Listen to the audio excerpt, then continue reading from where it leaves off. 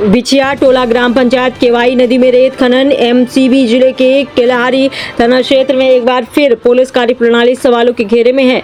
बिछिया टोला निवासी कमल नयन तिवारी के साथ मारपीट और गाली गलौज और मोबाइल छीना गया। केवाई नदी में रेत खनन कारोबारी की गुंडागर्दी, नियम के विरुद्ध रेत खनन किया जा रहा है।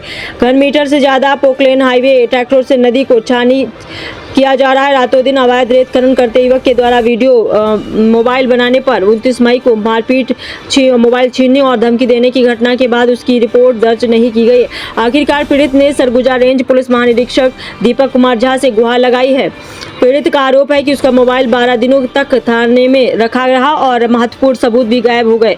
अब संबंधित पुलिस कर्मियों पर भी कार्रवाई की मांग उठ रही है। इस पूरे मामले को संवाददाता देवेंद्र सिंह चंदेल राजपूत द्वारा प्रमुखता से उठाए जाने के बाद प्रशासनिक हलचल तेज हो गई है। सरगुजा रेंज आईजी कार्यालय द्वारा लगातार मामले की मॉनिटरिंग की गई और हमारे संवाददाता से संपर्क कर स्पष्ट किया गया कि दोषी कोई भी हो, कार्रवाई तय है और कानून सबके लिए बराबर है। अब सबसे बड़ा सवाल ये है कि यदि 29 मई को ही पीड़ित की शिकायत दर्ज कर ली जाती तो क्या उसे इंसाफ के लिए 12 दिन तक भटकना पड़ता और आखिर उस दिन कानून व्यवस्था कहाँ थी। कैमरामैन के साथ देवेंद्र सिंह चंदेल राजपूत, सरगुजा संभाग की रिपोर्ट। नमस्कार, इस वक्त खड़े हुए हैं बिछिया टोला थाना क्षेत्र केल्हारी में और मैं आपको बता दूं कि कुछ दिन पहले 29 मई को एक मामला सामने आया था जो कि कमल नयन तिवारी स्थानीय निवासी के द्वारा बताया गया था कि वो बिछिया टोला केवई नदी पे घूमने गए थे और वहाँ पर रेत माफियाओं का गुंडागर्दी इस तरह से चल रहा है कि वो वहाँ पे टहलने गए थे और देखा गया कि सामने रेत खनन अवैध रूप से किया जा रहा था नियम के विरुद्ध, जो कि पोकलेन ट्रैक्टर हाईवा लगा के और रोज़ की तरह लगभग 1 महीने से वहाँ रेत खनन किया जा रहा है। जिला प्रशासन हो चाहे खनिज विभाग हो, किसी तरह की कोई कार्रवाई नहीं होती ना पुलिस के द्वारा और उस व्यक्ति के द्वारा वहाँ पर वीडियो बनाया गया। क्योंकि जब अपराध कहीं पर होते हैं तो हर एक व्यक्ति का वो रहता है उद्देश्य कि वहाँ पर अपराध को वो वीडियो बनाए और सोशल मीडिया में डाले, क्योंकि सोशल मीडिया का आजकल ज़माना है। उसने भी वही किया, लेकिन उसको वीडियो बनाना महंगा पड़ गया। महंगा इस तरह से पड़ा क्योंकि वीडियो बनाते समय उसको वहाँ के जो रेत माफिया थे, उप सरपंच अभिषेक तिवारी, ऋषित तिवारी और वहाँ की जो जितने भी रेत खनन करते हैं उनके द्वारा उस कमल नयन तिवारी को मारा गया, पीटा गया, घसीटा गया, गंदी गाली दिया गया और जान से मारने की धमकी भी दी गई। उसके बाद उसका मोबाइल को छीना गया। मोबाइल में उसका कैश पैसा था 500 रुपये, उसको भी छीन लिया गया। फिर वो पीड़ित के द्वारा यहाँ थाना में आकर के वो FIR लिखाने के लिए आया है। 29 तारीख को जब आता है तो इस थाना को जो आप देख रहे हैं, ये थाना केल्हारी क्षेत्र में, वहाँ पर थाना में उसकी FIR नहीं लिखी गई और FIR नहीं लिखी गई। नहीं लिखने के कारण उसकी वहाँ पर उसने काफ़ी फरियाद लगाई। उसको बोला गया कि कंप्रोमाइज़ कर ले, तू क्यों इसमें भिड़ रहा है, मत लिखवा FIR।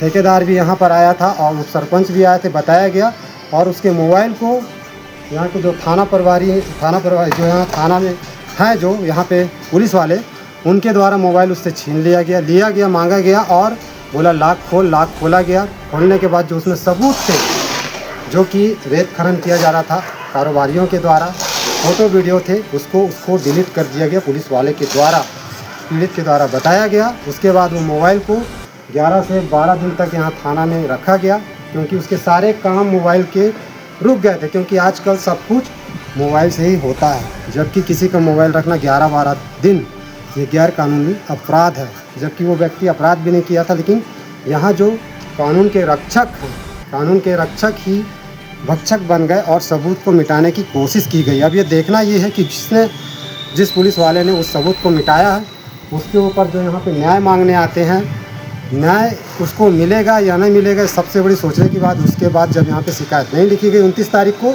फिर फरियादी कमल नयन तिवारी ने यहाँ के जो पुलिस SP मैडम हैं उनके पास जाके अपनी फरियाद शिकायत लगाई, लेकिन वहाँ पर उन्हें आश्वासन मिला। फिर जन दर्शन में उन्होंने दिया, जन दर्शन में भी आश्वासन मिला। जब उनको इंसाफ नहीं मिला तो उन्होंने सरगुजा रेंज महानिरीक्षक दीपक झा IG सर से अपनी फरियाद लगाई 12 जून को, जिसके बाद IG सर के पास ये गए थे और लगातार हमारे इस खबर को प्रमुखता से प्रिंट इलेक्ट्रॉनिक पे चलाया गया, जिसके बाद इस पर कार्रवाई हुई है और जो पीड़ित था उनके द्वारा वहाँ से फ़ोन भी किया गया, हमारे द्वारा फ़ोन पे संपर्क भी किया गया और आईजी सर के द्वारा आश्वासन दिया गया कि पीड़ित को 24 घंटे के अंदर कार्रवाई होगी और पीड़ित काफ़ी आर्थिक रूप से कमज़ोर था, उसको वहाँ के जो आईजी सर है उसकी मदद भी करे और पैसा भी दिए।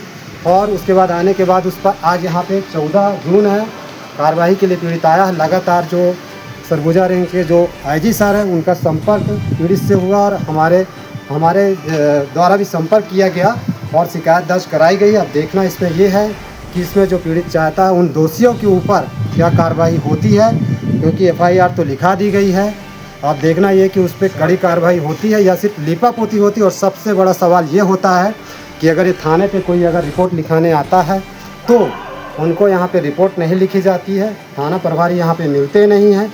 इतना बड़ा यहाँ पे रेत खनन का रैकेट चल रहा है ज़ोरों से, जो कि वहाँ पे कोई भी व्यक्ति जाता है मारा पीटा जाता है, गुंडागर्दी करा जाता है, थाना क्षेत्र लगा हुआ लेकिन किसी प्रकार की कार्रवाई नहीं होती है, ना जिला प्रशासन से, ना पुलिस से, ना एसडीएम से, ना तो खनिज विभाग से। इतना बड़ा रैकेट चल रहा है, अभी कुछ दिन से बंद है और अब पीड़ित यहाँ पे आया है, एफआईआर लिखा गया है। अब देखना ये है कि उस पर क्या कार्रवाई होती है। बताया जा रहा है पीड़ित के द्वारा कि अभी उसकी जो सारी उसके साथ जो घटना हुई सब कुछ यहाँ लिखा दिया गया है। कार्रवाई क्या होती है अभी हम सुनते हैं वो पीड़ित के द्वारा वो क्या कहता है और क्या बोलता है।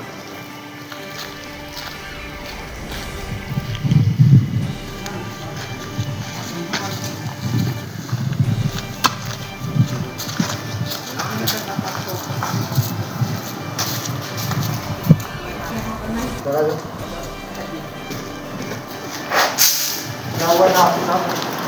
29/5/2026 को मैं केवई नदी टहलने गया था। उसी दौरान रेत खदान के हम माफिया लोग मेरे से जैसे घूमने गया वहाँ पर तो मेरे मारपीट किए, घसीटे, कोकले में गाड़ने के लिए ले गए। फिर इसके बाद मैं जान बचा कर भागा, थाना आया। 29 मई रात को 7:30-8 बजे के बीच में, तो वहाँ पर भी मेरी एफआईआर दर्ज नहीं लिखी गई। फिर मैं 30 तारीख को आया, 30 तारीख को भी मेरे एफआईआर दर्ज नहीं लिखी गई। फिर मैं एसपी मैडम को 30 तारीख को भी वहाँ गया, वहाँ पर आवेदन दिया। फिर मैडम ने बोली कि मैं कार्रवाई करूँगी। इसके बाद भी कुछ नहीं हुआ। फिर मैं जन दर्शन में भी दिया, वहाँ भी कार्रवाई नहीं हुई। फिर मैं आईजी साहब अंबिकापुर गया, वहाँ पर भी आवेदन दिया तो आईजी साहब ने मेरे को बहुत मदद किए, 500 रुपये भी दिए, खाना खिलाए। इसके बाद बोले कि घर जाओ, अपना संपर्क नंबर दिए, मेरे को हरदम संपर्क करते रहे और जल्द से जल्द 48 घंटा के अंदर कार्रवाई हो गई है। तो मैं आप इस कार्रवाई से संतुष्ट हैं क्या? मैं इस कार्रवाई से संतुष्ट हूँ। आप उस दोषियों को जो जिन्होंने आपको मारा पीटा और गाली दिया और आपको इस तरह से आपके साथ प्रताड़ित किया, आप उनको किस प्रकार की कार्रवाई चाहते हैं? उनको जल्द से जल्द दंड हो। अच्छा, ये चाहते हैं कि जिन्होंने इनको मारा पीटा गाली दिया है उनके ऊपर कड़ी कार्रवाई और सरगुजा रेंज के जो आईजी सर हैं उनके द्वारा आश्वासन मिला। उसके बाद यहाँ पे अभी इनकी एफआईआर लिखाई गई है, एसपी मैडम के द्वारा भी आश्वासन मिला है। अब देखना ये है कि इस पर कोई कड़ी कार्रवाई होती है या फिर सिर्फ लिपापोती होता है।